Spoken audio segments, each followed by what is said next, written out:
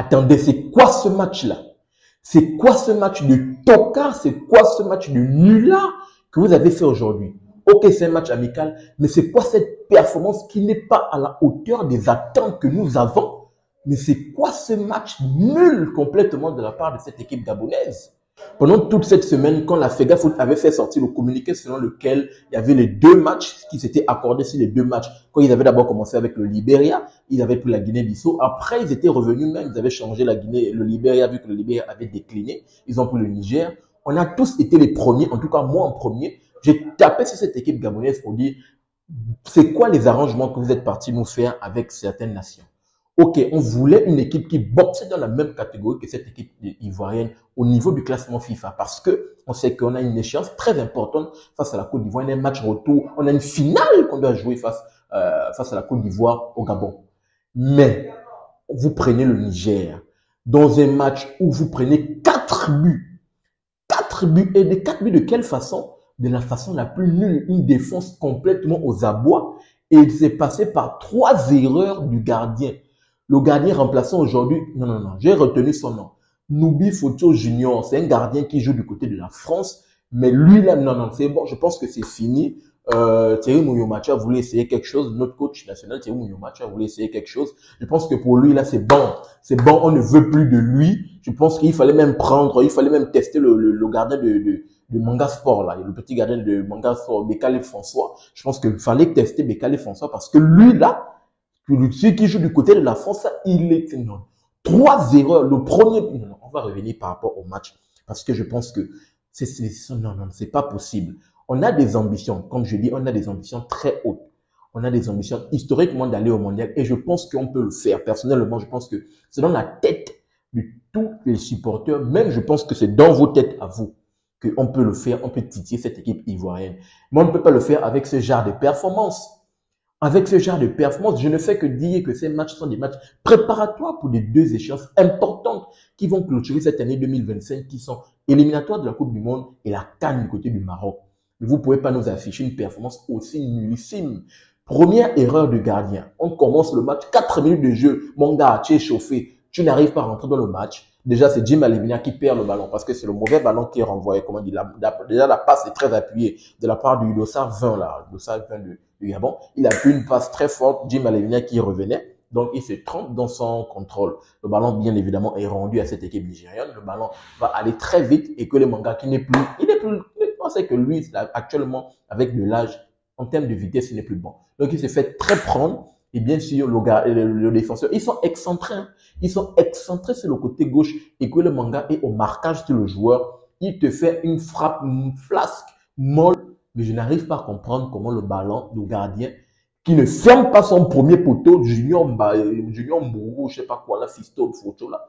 Il ne ferme pas son premier poteau, mais il se fait quand même prendre. Première erreur bête. Deuxième erreur, il a le ballon dans la surface de réparation. Il donne le ballon au numéro 6. Le ballon, on revoit le ballon. Mais je ne sais pas qu'est-ce qui se passe dans sa tête.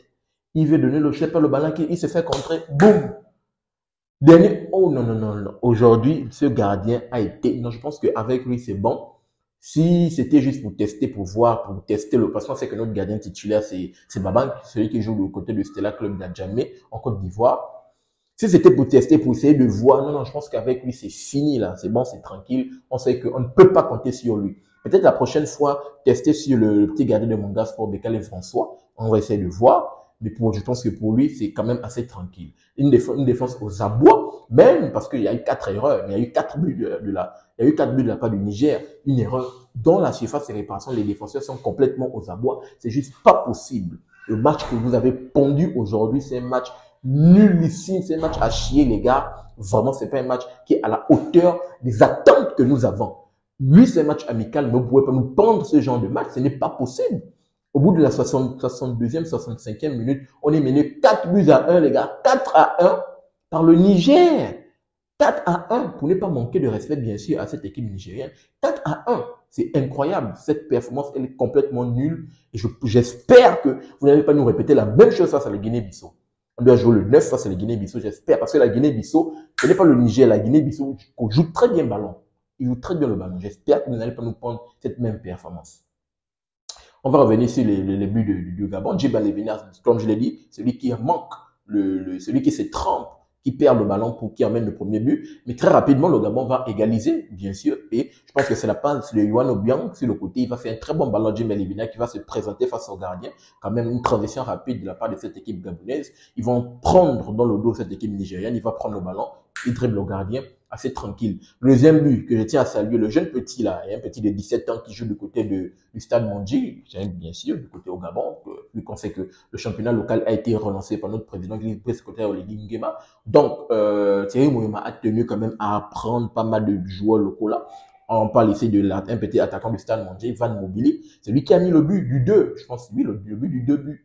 C'est lui qui a mis le but du 4-2 parce qu'on était déjà mené 4 buts à 1. C'est lui qui met le but du 4-2 pour revenir recoller au score.